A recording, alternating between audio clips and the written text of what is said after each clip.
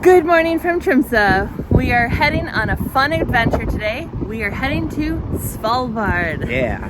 That is an island in the Arctic, and it is a bucket list destination for both of us. So let's get going. On this episode, we're flying to Svalbard. We check into our hotel, Maryann's Polarrigg, and then explore the charming town of Longyearbyen. We even meet some furry friends. After visiting Svalbard Museum, we get dinner and enjoy a snowy hike with some beautiful views. It's a great first day in Longyearbyen and a wonderful way to start our Svalbard adventures.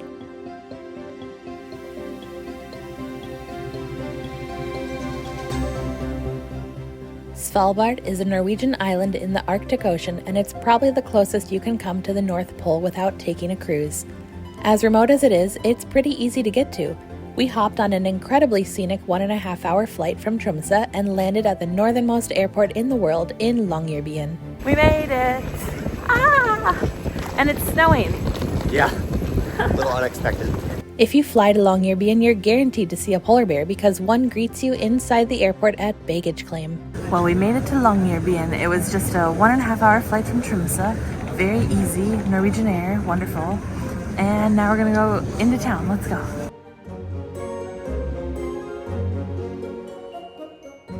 Now we're taking the bus right outside the airport to go into town to our hotel. The airport bus is a fast and easy way to get to town, and it stops at all the major hotels, including the port for cruise passengers.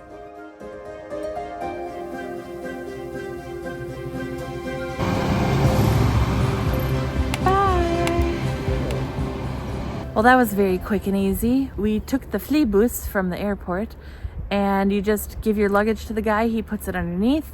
You walk on board, he comes around and you pay. We paid for 2 tickets for return. It was 340 kroner for the two of us. It's about like $8 per way, I think. Not too bad. Not too shabby, yeah. And we got dropped off at the front of our hotel. We're staying at Maryann's Polarrigg. It's very easy and convenient service from the airport. So now we're gonna go check into our hotel.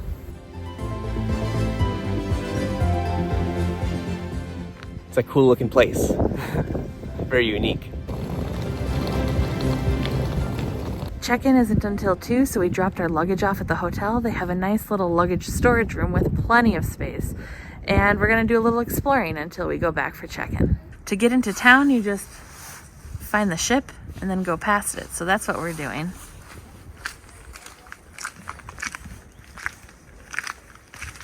Oh wow, they have quite a few fire pits set up. This could be pretty magical. I mean, you know, if the Christmas trees weren't brown. We'll explore the property a little later, so stick around.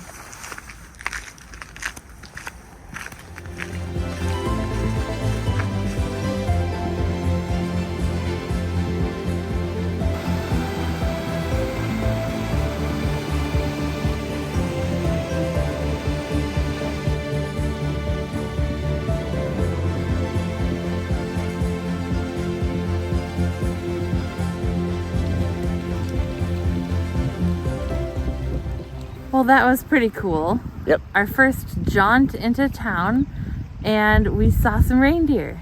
So cute. So cute. They have antlers, and the antlers are fuzzy. They just look adorable. They're munching on the grass and the lichen behind us, and they have no cares that they're just in someone's backyard right there. Yeah. That's the sort of cool thing you get to see when you're just walking around Longyearbyen. That's pretty awesome. Yeah.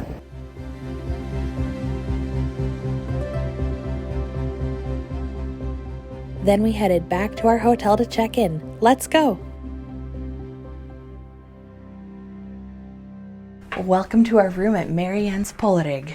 Let's show you around. Very simple. It's one room. We have 2 twin beds, a window that opens, a radiator, a little tiny nightstand. Everyone gets 2 towels, one big and one small. And we've just been storing our luggage at the end of the bed. And yes, this is a lot of luggage. We know that.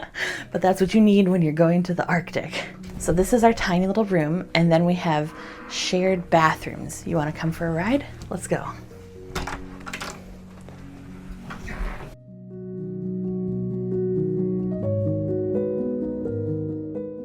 There's a shower right here.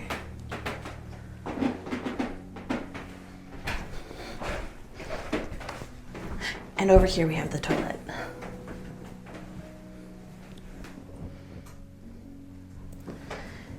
and a nice long trough sink. As you can see, the bathroom is meant to be shared because of the fact that it has 3 sinks. So the toilet door has a lock on it.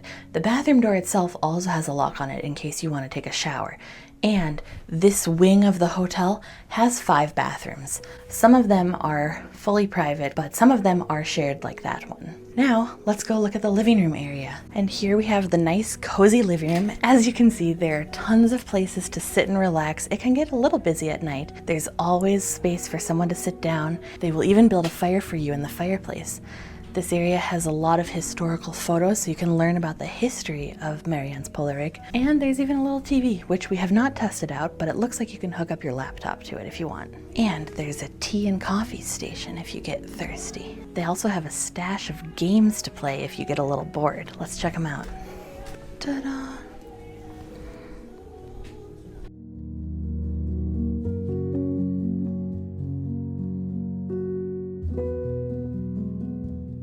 Included in your stay is breakfast, and the breakfast area is just down the way here. You have to exit the first building and walk over there to the red door. The breakfast is pretty incredible here. Let's go check it out. As with many other buildings in Svalbard, when you come in, you have to take off your shoes and you get to replace them with Crocs. So let's go. This is the shoe room. You can also store a big winter coat if it's very cold outside. Just put your shoes down here, grab a pair of Crocs, and you're good to go. The restaurant is also open for lunch and dinner and serves local specialties.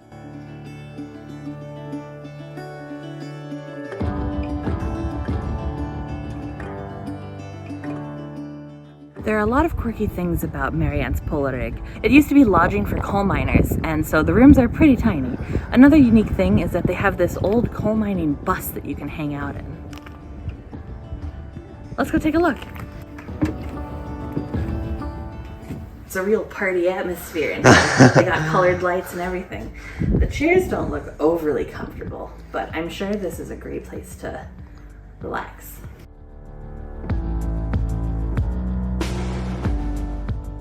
For some reason, we're standing in a forest of dead pine trees. We haven't quite figured that one out, but one other cool thing they have here is a ship.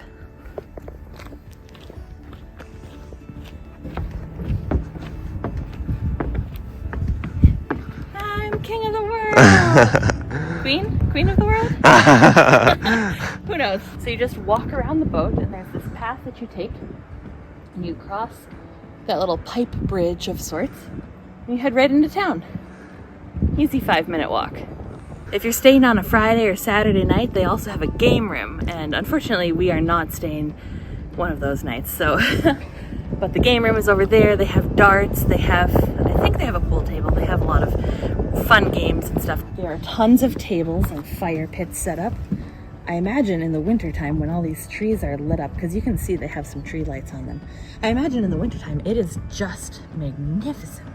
And when you're ready to check out, you can always leave your luggage because they have a luggage room. And then if you want to, you can take the airport bus back to the airport. It picks up right at the front gate of the property. Your flight is guaranteed to not leave without you as long as you make it on the airport bus. We highly recommend it. It was one of the more budget options. Again, nothing is budget in Svalbard, but this is a little more budget friendly because of the shared bathrooms and stuff.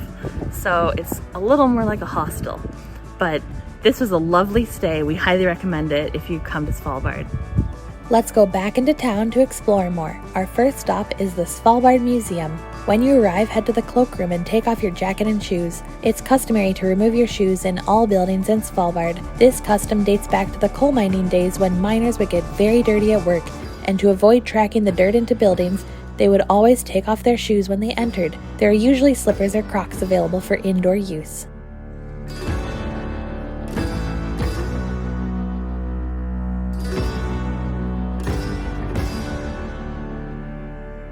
In 1596, Dutch explorers who were searching for the Northeast Passage to China discovered Svalbard. Since its discovery, Svalbard has had many uses. It originally was an expedition post for exploring the North Pole. It's also used for coal mining. Even today, a big tourism industry has sprung up as well. It's big for fishing, and one of its primary uses is for research. It's been a center for Arctic research since the late 1800s. There are some great exhibits at the museum, including a replica cabin from the coal mining days and displays about the changing Arctic climate. The museum has several hands-on activities that you can take part in, including crawling through a mining tunnel and digging for fossils.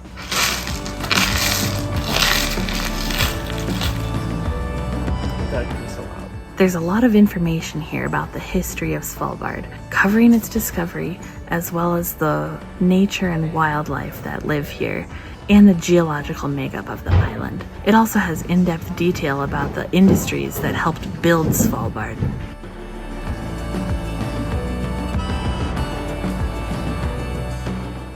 Well, we just finished up at the Svalbard Museum. That was pretty cool. A lot of great information. Yeah. Absolutely worth a stop on your Svalbard visit in order to learn the history of the place that you're actually visiting. Yeah, and I would recommend going as one of your first things that you do, because then it's just a little easier to understand everything else you're seeing. Absolutely. So it was a great first stop for us, and now we're gonna go find some food because we are starving.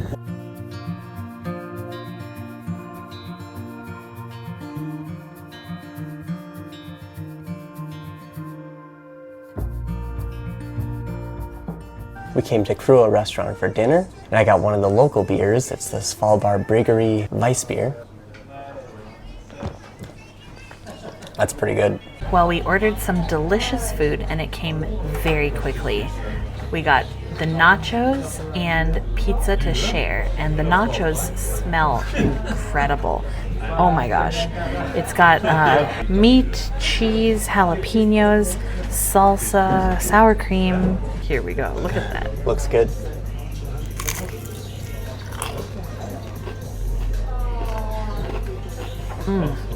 That is really good. The meat has quite a bit of seasoning to it. The jalapenos add a bit of a kick, and the cheese is so melty. These are perfect nachos. Let's dig into the pizza that Jeremy has. Okay, so the pizza we got is beef, cabbage, and garlic sauce. It looks delicious and smells delicious, but it looks a little bit messy to get into. They are not short on the toppings. Well, that's steaming. That looks good.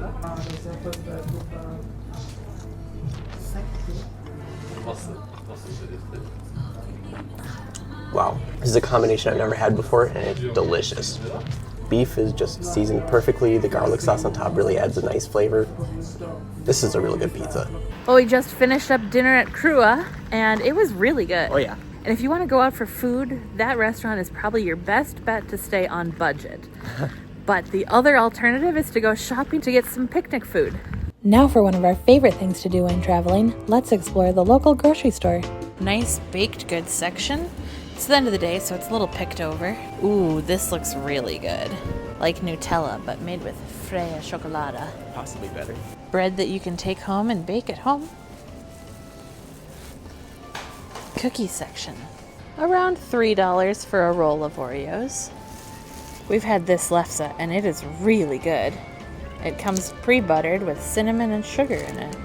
And here they have the gluten-free section. Quite a selection. Hiking food. Dehydrated and you just add water. Lot of choices of turmat and muesli bars.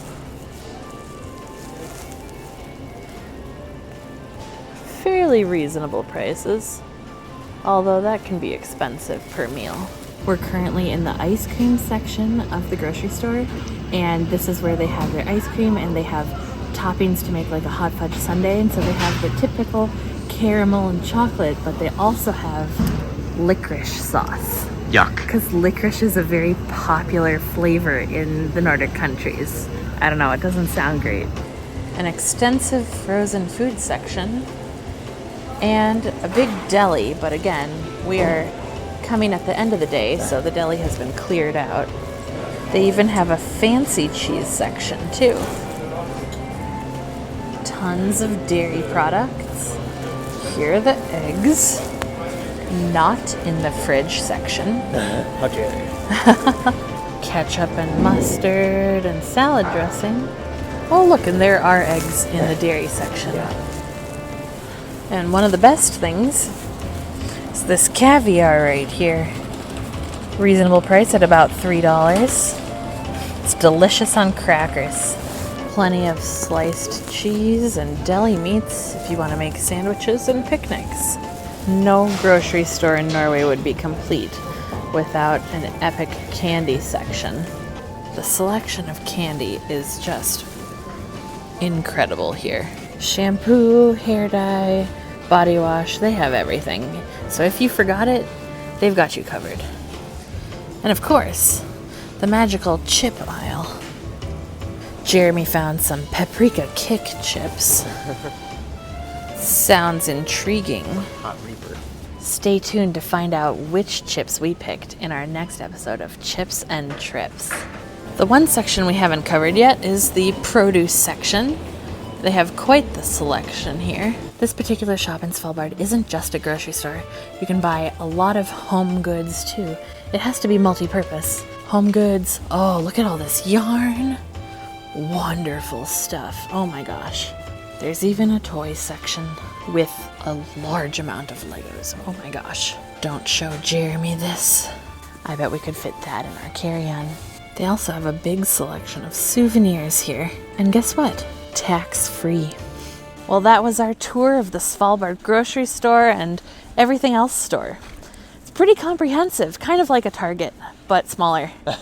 And more expensive because it's Norway. The prices seemed pretty good. I mean, Norway's just known to be expensive, so there's no surprise there. We're gonna go try to do a hike to get to a little bit of a viewpoint over the city. That sounds great, although it's a little snowy. It might be a little foggy too. We'll see. Might not be much of a view, but we're gonna go anyways. All the snowmobiles are parked out on the lawn. And on the hill you can see the barriers that attempt to prevent avalanches. Not always successful, unfortunately. If you're lucky, you might be joined on your hike by a little reindeer friend. If you're walking around town, you might notice these big black pipes. That's the city's plumbing and utilities, and they keep them above ground to not disturb the permafrost.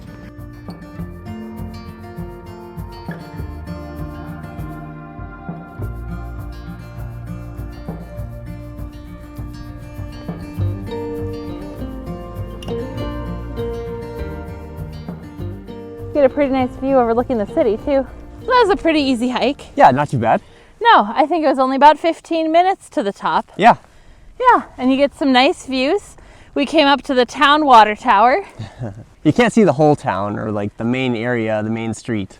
Yeah, it's not like the best view of town, but it's an incredible view of the fjord behind us. Yeah. If the clouds were not covering the mountains, it'd be a lot better, but Yeah. it's still, you can tell it's a good view up here. Yeah, it's pretty spectacular. The snow didn't stop us. You know what they say? There's no such thing as bad weather, only bad clothing. So come prepared when you come to Svalbard. We're gonna hike back down and go visit the church. We were just at the water tower at the top of that hill behind those apartments. Now we're going to the church on the complete opposite side of town, on the other hill. The little triangle building, can you see it?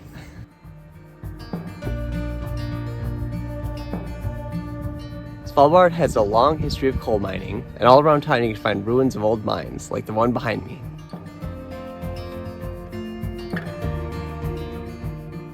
Well, we made it to Svalbard Church, and I think we made the right decision coming here second because the sun came out and the view here is significantly better than the view at the water tower. Oh yeah, you see so much more of the city. If you only have time to go to one vantage point, come to the church because you actually get to see the colorful houses and the mountains, and it's gorgeous, versus going to the water tower where the view is a little hidden. But you do get a great view overlooking the fjord. Svalbard Church is pretty cool. It's open 24 hours a day, and it's a cute little church. Let's go check it out.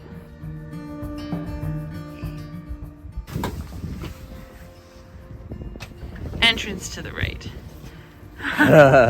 Wrong entrance. I'm sure plenty of people have made the same mistake, but you saw us make it, which means you don't have to make the same mistake. This is the entrance. Look at that! Gotta put your shoes away. Let's go up the stairs.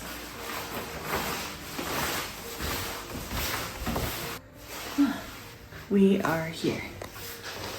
And that's the North Pole. Not too far. Not too far.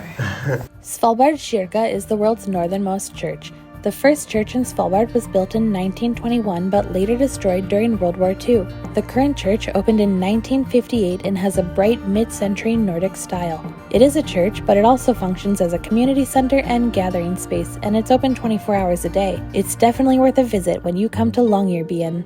Well, it's been a long, very interesting first day in Svalbard, wouldn't you agree? Oh yeah. Yeah, and it's nice to see what you can do on a budget. We're pretty tired, so, and it's pretty late. It's actually after midnight, and I think the sun is actually rising now. Yep. It never set. It is the midnight sun. Yes. But yeah, the sun is very high in the sky. So now we'll go to bed and it'll just get brighter. Yeah, brighter and brighter and brighter as we sleep. We will see you in the next one. That is an island and we got dropped, and we got so cute. They still have their, what are they called? Antlers. I'm on a boat and it's not moving and and the restaurant is known for being very good and serves local specialties like whale steak, if that's what you're interested in. Oh, a reindeer. if you're lucky, you might even see reindeer from the view. You didn't talk about the fun area. I was gonna just talk about the fun area. This area? Yeah. Oh. Is it good? Looks good. It's very good. What is that called? Nachos. Yeah. What's it called?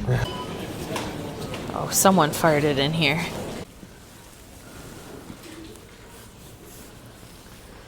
I am Groot. And all around town you can see remnants of the old ruins. Was there more? Well, we made it to Svalbard. Svalbard?